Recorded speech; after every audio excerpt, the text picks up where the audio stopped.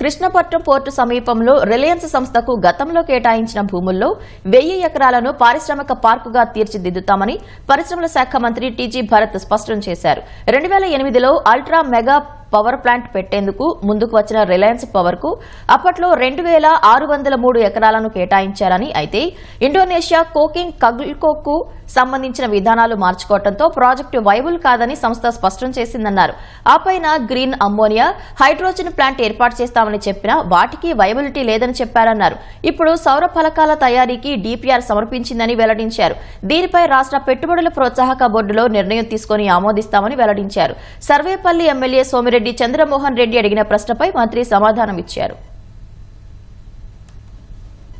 2600 ఎకరాలు రిలయన్స్ తీసుకోవడం జరిగింది అధ్యక్ష. 2006-07లో జరిగింది. 2600 ఎకరాలు 18-19 సంవత్సరాలు అక్కడ ఆ పొలం ఖాళీగా ఉండిపోయింది అధ్యక్ష. ఎకరాకి 30,000 వేసుకున్న 2600 ఎకరాలు ఇంచుమించు సంవత్సరానికి ఆదాయం 30,000 వేసుకున్న 8-9 కోట్లు, ఆల్మోస్ట్ 19 years. నేనేమంటానంటే మన ఇండస్ట్రియల్ పాలసీ 2 ఏళ్ల లోపల పారిశ్రామిక భూమి కేటాయిస్తే దాంట్లో పరిశ్రమ ప్రారంభం కావాలా, వాళ్ళు ఎంత పెద్దోడైనా కాదు. 3rd year or 4th year అటు కాకుండా ఇన్ని సంవత్సరాలు భూమిని పెట్టుకొని అక్కడ రైతు కూలీలు కడుపులు మార్చుకుంటూ ఉండటం 1000 ఎకరాలు ఉంది. వాటిని ఎట్ట యూటిలైజ్ చేసుకోవాలా, ఏ విధంగా చేసుకోవాలనేది దాని మీద చర్యలు తీసుకోవాలని చెప్పేసి నేను కోరుకుంటున్నా. దీంట్లో యాక్చువల్ రిక్వైర్మెంట్ ఎంత ఉందో వాళ్ళకి పెట్టండి, మిగిలితే ఏదన్నా ఒక క్లస్టర్ కింద పెట్టమని చెప్పేసి నేను విజ్ఞప్తి చేస్తున్నాను అధ్యక్ష.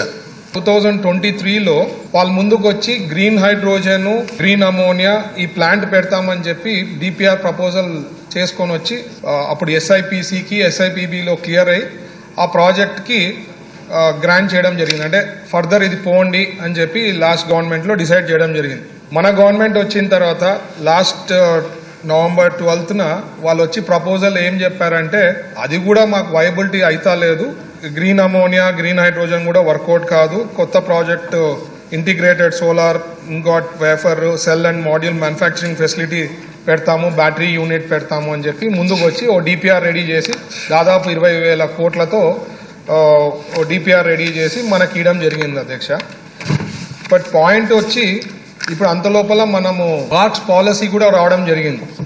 సో ఈ పార్క్స్ పాలసీతో పాటు వాళ్ళు ఒకవేళ మొత్తం 2600 ఎకర్స్ ఒకవేళ వాళ్ళు ఈ ప్లాన్ పెట్టేది డిపిఆర్ పర్ఫెక్ట్ అయ్యి ఎస్ఐపిసిలో క్లియర్ అయ్యి మన వాళ్ళంతా చూసి అఫీషియల్స్ పర్ఫెక్ట్ ఉంది అంటే ఆ 1000 ఎకర్స్కి ప్లాన్ చేస్తాం ఇచ్చేది. మిగతా 1600 ఎకర్స్ పార్క్ పాలసీ ప్రకారము ఏదైతే 3 మెథడ్స్ ఉన్నాయి. ఒకటి గవర్నమెంట్ కంప్లీట్ ఉంటే ఒక కేటగిరీ కింద వస్తుంది, గవర్నమెంట్ ప్లస్ ప్రైవేట్ వాళ్ళది ఉందంటే ఒక కేటగిరీ వస్తుంది, ఒకటి ప్రైవేట్ కంప్లీట్ ఉంటే ఒక కేటగిరీ వస్తుంది అధ్యక్ష. సో ఈ కేటగిరీ ప్రకారము వాళ్ళు ఒకవేళ అయితే ఆ కేటగిరీ ప్రకారము మనకి ఏదైతే పాలసీ ఇచ్చామో పార్క్స్ పాలసీ దాని కింద ఎలిజిబుల్ అయితే బ్యాలెన్స్ ల్యాండ్ అలొకేషన్ అనేది జరుగుతుంది.